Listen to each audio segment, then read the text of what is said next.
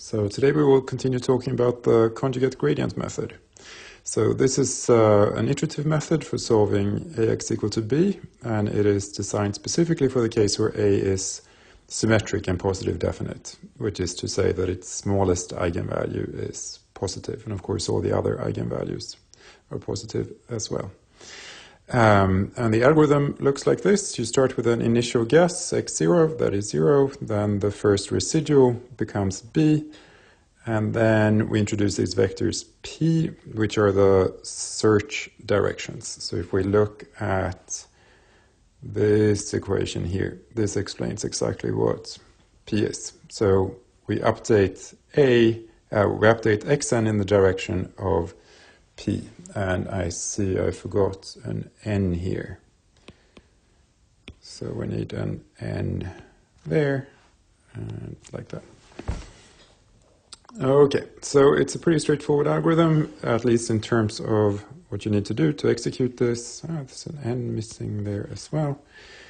And so you see you just apply a to these search direction vectors at each step, and then all the three vectors are updated. So Rn, of course, is equal to simply b minus a xn. So this is the residual. And the pn's are search directions.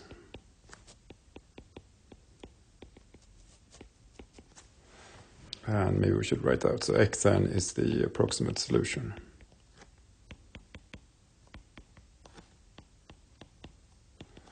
And recall that we had a theorem that's very powerful for explaining the behavior of this iteration.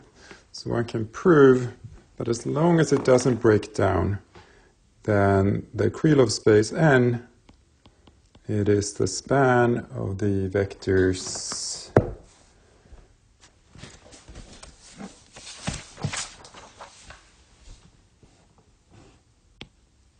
x1 going up to x1, x2, all the way up to xn. Remember, x0 is 0, so we can't include that. It's not a very useful basis vector. We can also write this as the span of the search directions. So these all span the same spaces. They're not the same typically. You can also use the residuals, but then you do have to start with R0.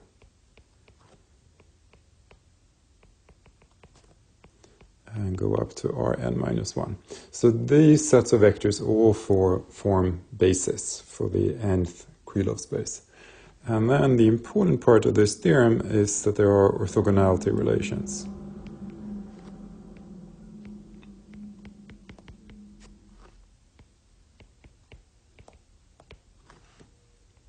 And these look like Rn transpose times Rj is 0 if j is smaller than n.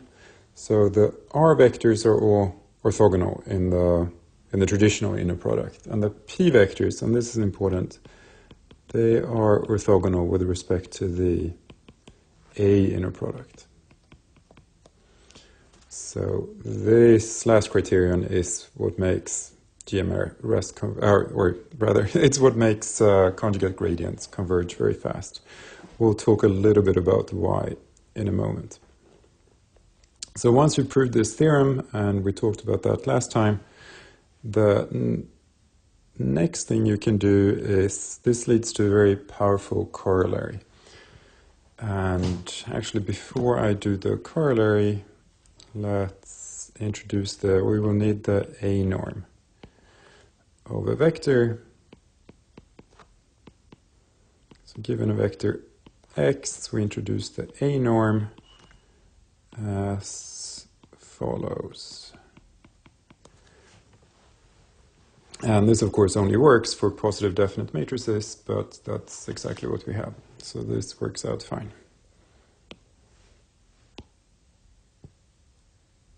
Let's make a little space. And then the corollary to the theorem says the following, that if we set En to denote the error at step n. So observe that En is not one of the vectors we iterate, of course, because we don't know x star, so we can't compute that directly. But then the error is minimized. And what conjugate gradients does is that En in the A norm, this is important, the A norm of A is the smallest possible among all vectors in the Krylov subspace at step n.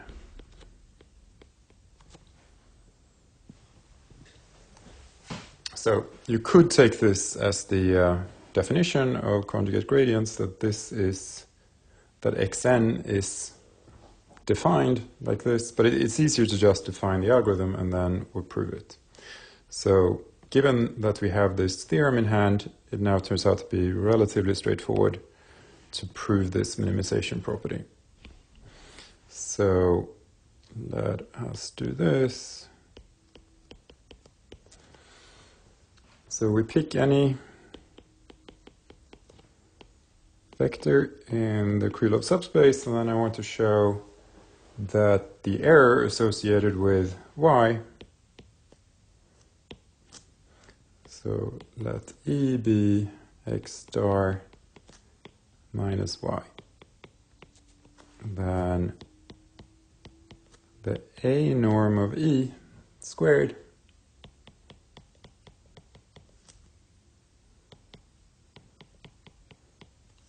we just write it out, then we prolong this a little bit, so we write this as x star minus xn plus xn minus y, like that. So we deleted to create some space, so now observe that this is equal to En, and this we will define as delta x. Maybe I should write that a little bigger. So delta x is defined as xn minus y. And in that case, this quantity becomes En plus delta x, and the A norm squared. And what is this? This is En star AEn. It looks like a subscript. And then we have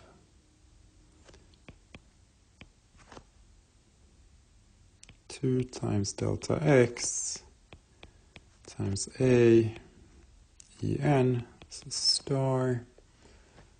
And then we have plus delta x star A delta x. Okay. So now, let us look at this term. So what is A times En?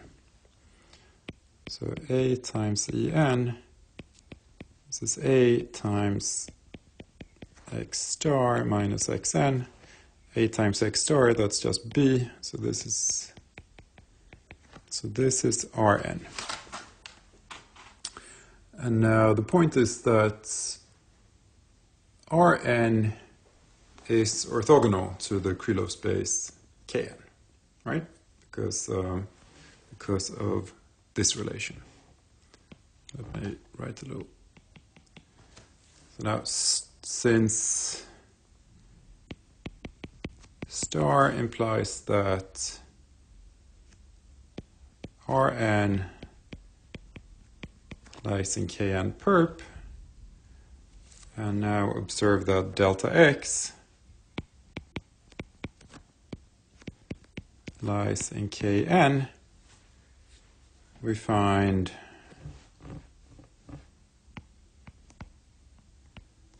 not sure why I changed to blue. So if we continue up here, or let me just rewrite that. So now observe that this is equal to En star AEn, and then we had 2 delta x in a product with Rn plus delta x star a delta x. So now the point is that this guy is equal to 0. And since a is positive definite, this term is positive if delta x is non-zero. So this shows you exactly that En is the minimizer of this norm, because this, of course, is equal to the A norm of En. So for any vector y, we've shown that the error resulting for that vector, it's the minimal value plus something that's non-zero if you're any distance away. So that's the essence of conjugate gradients. So next, let us talk about conjugate gradient viewed as an optimization problem. And recall that you could define xn to be the argmin of x star minus y. So the smallest possible error when the vector y lies in the Krylov space. So clearly this is an optimization problem. You have, because if we write out x star minus y a squared, then this works out to be x star ax minus 2 y star a x star plus y star ay. So this is it's a quadratic function of the vector y.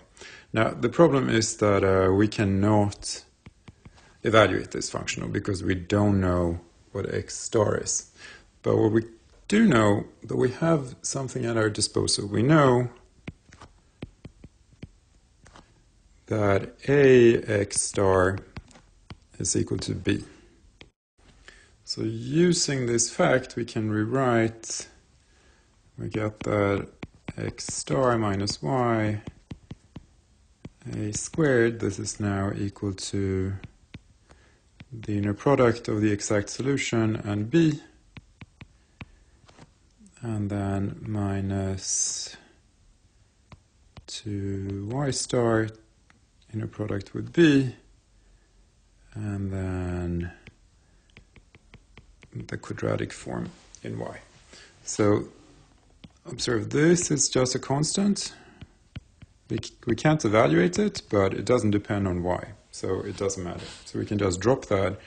So you can view this as a minimization of, if we set phi of y to be y star ay minus 2y star b, then you could also write xn to be the argmin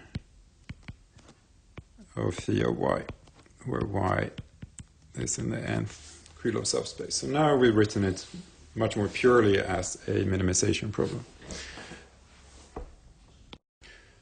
So in order to solve this minimization problem, we could now apply simply gradient descent. You start with some initial guess, x0. So in our case, we would start with 0. Then you evaluate the gradient of phi, and you take a step in the direction of the gradient that's optimized to minimize the quadratic function in that direction. You reevaluate the gradient and so on. But the problem is that this might converge very slowly. So if you have a quadratic function with some level sets, then the gradient method could sort of take a lot of iterations to get into the origin. But by forcing this condition, so the key property is that the search direction. So remember, xn is xn minus 1 plus alpha n pn. Maybe I have the n's wrong. Maybe that should be n minus 1 or something. Yeah, I think that should be n minus 1, like that. So the pn's are the search directions. And by enforcing that these are A orthogonal, remember this relation here. So this relation implies that these guys are orthogonal with respect to the A inner product. And that in essence means that instead of going like this, you will go more or less like that. So you'll converge in just one stop. Let's add a picture from Wikipedia. It's a little bit more clear than my little doodle there. Okay, so here's a better picture. So here's a quadratic function of two variables. We see that the green line, it starts at x0, it moves up here, it evaluates the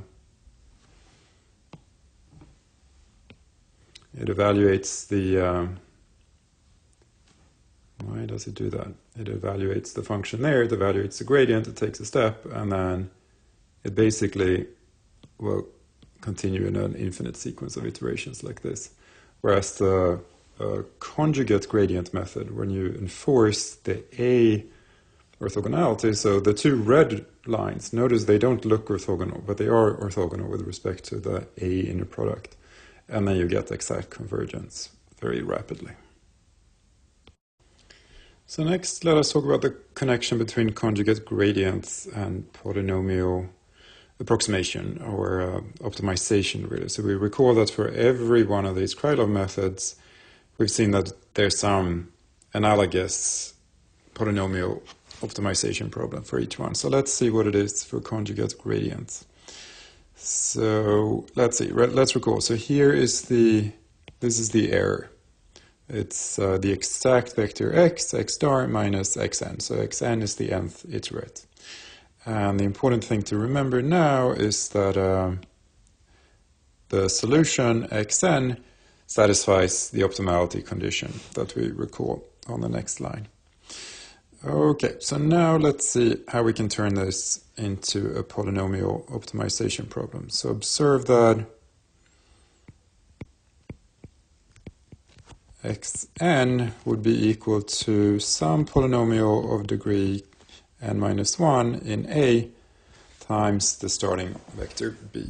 So then En would be equal to x star minus qn minus 1, A acting on B.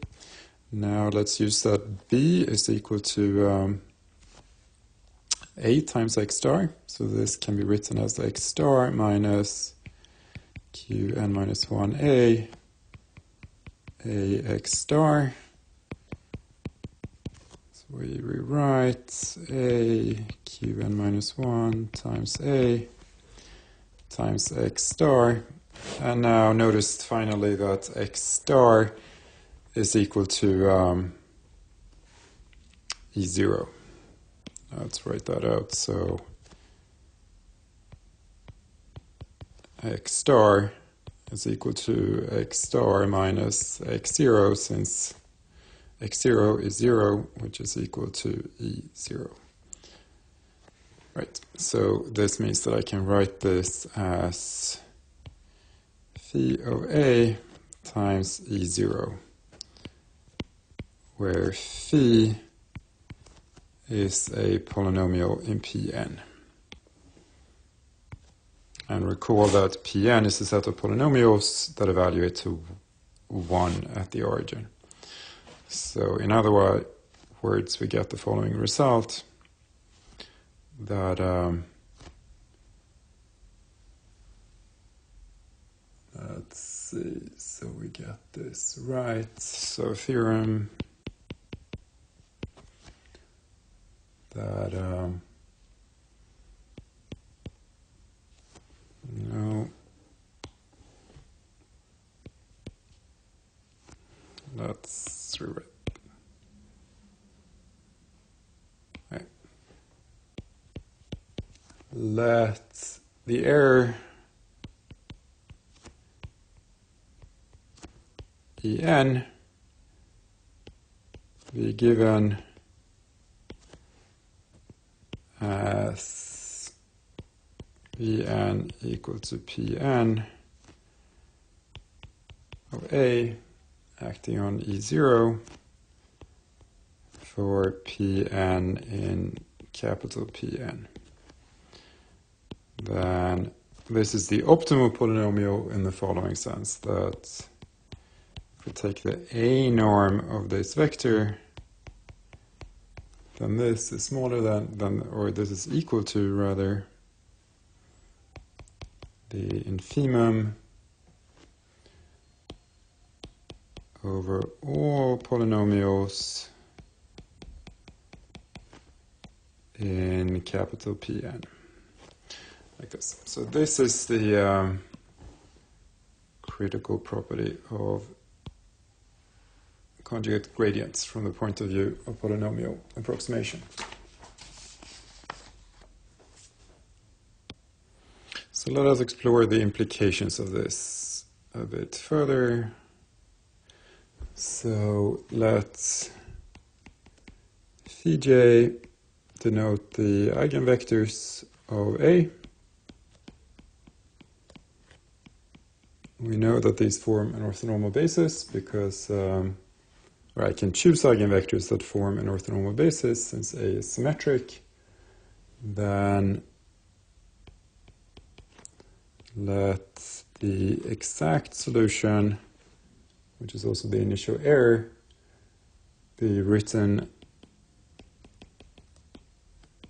as an expansion in the eigenvectors.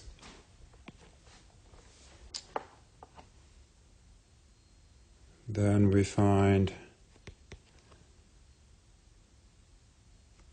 that E0 in the A norm squared is equal to simply the sum of lambda j cj squared, where the lambda j, of course, are the eigenvalues of A. And we also have that if you evaluate this polynomial phi of A,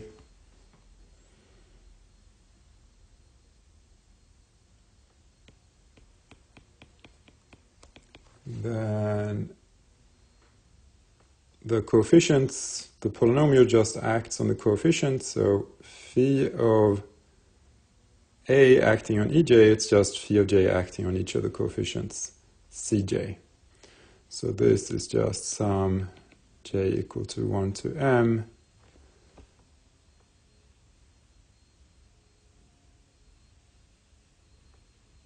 lambda j phi of lambda j squared Cj squared. Now this is bounded. I can pull out the max of the phis.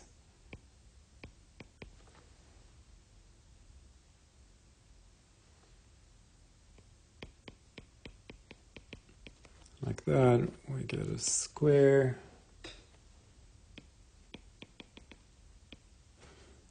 And then we get lambda j Cj squared.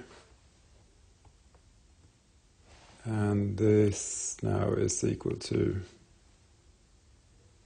E0 in the A norm squared. So in other words, we get the following corollary. That the A norm of En divided by the A norm of E0 is bounded by inf phi in capital Pn and then max j phi of lambda j.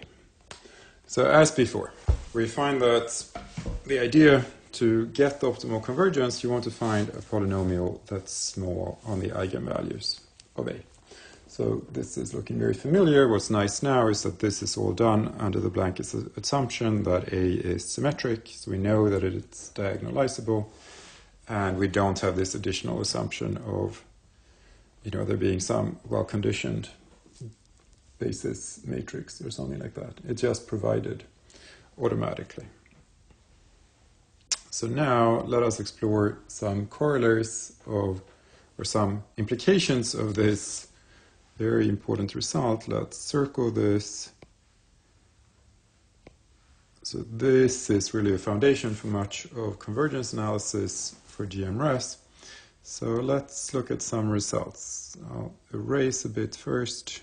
Right, so the first result is very simple, right? So we've seen this before, that if A has at most k distinct eigenvalues, if A has k distinct eigenvalues,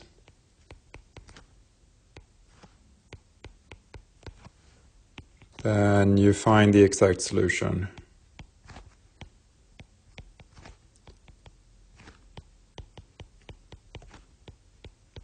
In at most k steps.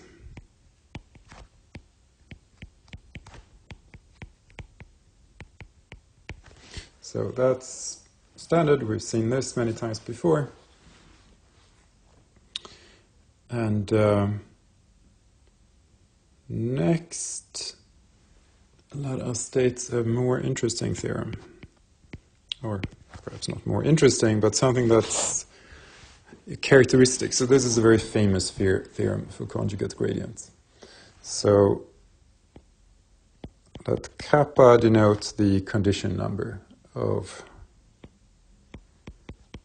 A.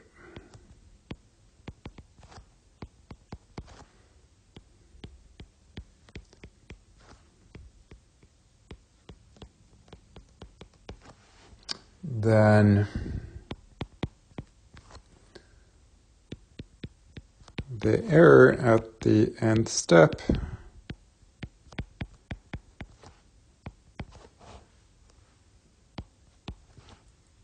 it is bounded as follows.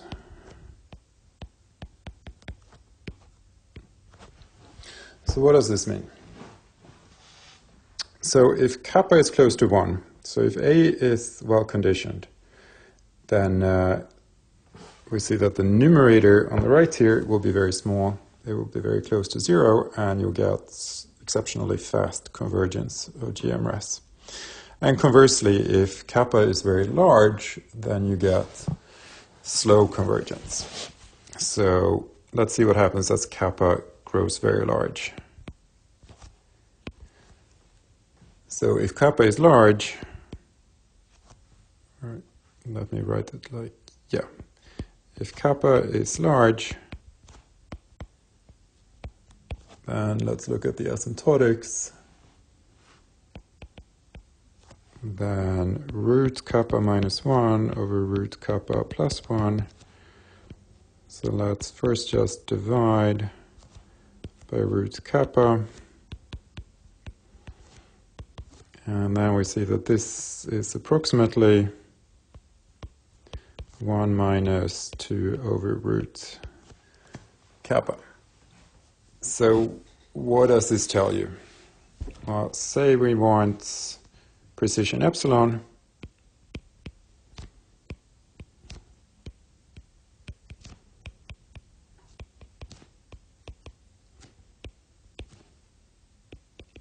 Then how many iterations do we need? Well, we need epsilon to be similar to 1 minus 2 over root kappa to the power n, which is to say that log epsilon should scale as n times log 1 minus 2 over root kappa. And now, if kappa is large, we get log epsilon scales as 2n over root kappa, which is to say that n scales as the square root of the condition number. So this is how many, I forgot a minus sign, right, because epsilon is small, so log epsilon is negative, so we'll write that as 1 over epsilon instead. So here is an important result. So the number of iterations you need in GMRS to reach precision epsilon, it scales as the root of the condition number times log 1 over epsilon. Or it's important to note, this is an upper bound. If the eigenvalues are nicely clustered, then you can of course get much faster convergence than that. But this is a famous bound, so conjugate gradients converges at a minimum at a rate of, well, you need at most root kappa iterations for convergence in GMRS. Okay, so let us sketch a proof of this theorem. So what does this look like? So what is the problem? What are we trying to do? So let that be the smallest eigenvalue and then the biggest one. So the matrix is positive definite, all the eigenvalues are positive, they lie somewhere on the positive real axis, and they lie in some interval. And the closer lambda min is to 0, or analogously the farther lambda max is away, the harder the problem is. And the difficulty in terms of, so the task we're trying to solve here, so we're trying to find some polynomial that goes through the point 1 at the origin, and then we want it to be small over on the spectrum, and then it can grow very fast again. And notice that this is the type of problem that we've actually seen earlier in the class. So really what we're looking for is a polynomial that's very small on an interval. So we want the polynomial to be small in here.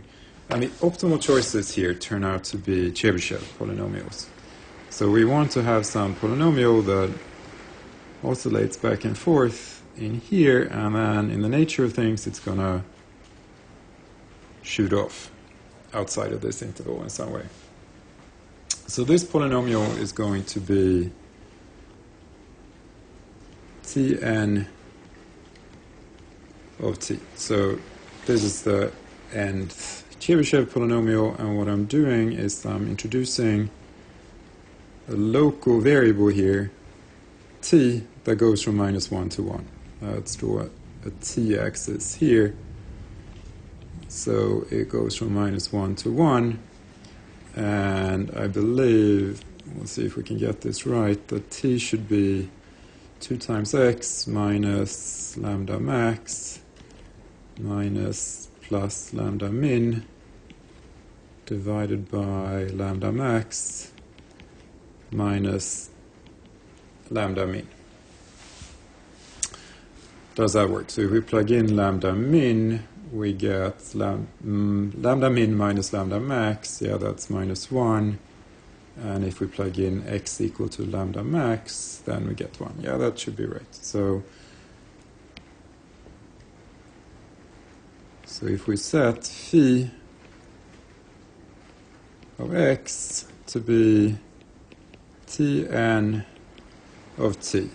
All right, but so the way this works, I don't have, so Tn, we know that Tn is going to be bounded by plus minus 1.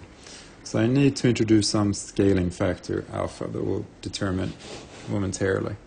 So alpha will be chosen so that to enforce the property that the curve goes through 1 over there. So let's plug in our expression for t. So this is alpha Tn times 2x minus lambda max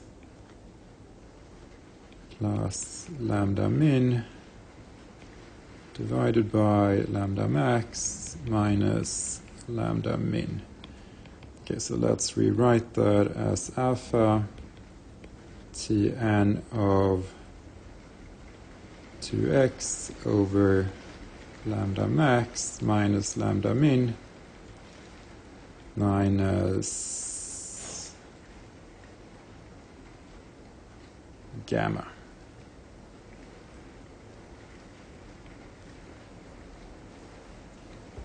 So what is gamma? So gamma is the constant there, lambda max plus lambda min divided by lambda max minus lambda min And this you could alternatively write as the condition number in terms of the condition number, like that. So we see, if we plug in x equal to 0, we see that this is Tn of minus gamma. So we see that if we set alpha to be 1 over T of minus gamma, then phi belongs to capital Pn. And for x in the interval lambda min to lambda max, we find that phi of x is bounded by Tn of t divided by Tn of minus gamma. And Tn oscillates between plus minus 1, so this is bounded by Tn of minus gamma, and then you do some work. I'm not going to do the details, but you're going to find that that is bounded by precisely this quantity. So that's what plops out down there at the end of the day. All right, I believe that concludes our lecture on conjugate gradients.